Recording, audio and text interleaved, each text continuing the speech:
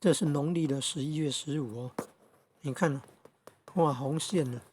画红线了就犯了邪淫的话会，有的会没病，有的会生病，有的会断货带不育症了呢，有的会减少寿命，有的病啊死啊，减少寿命啊，都是要趋吉避凶啊，避凶避凶。这农历的11月，这是农历的哈，画红线了。你看23号换你结世，从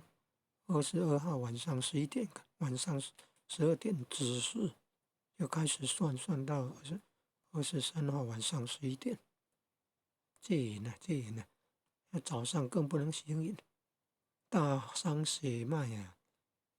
大伤血脉多严重啊，气血枯衰啊，容易感冒了，容易咳嗽了，容易会痨病了，还容易什么射护腺的问题呢？绝世了，大凶了，得病了，难的时候上半夜11月15哦，你看，如果前一天晚上11点开始是上半夜啊，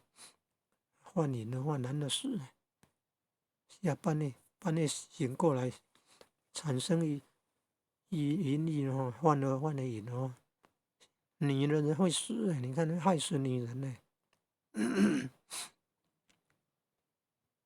农历11月15，很冷的日子冬天就是要固守精气神，精气神人参三宝。你的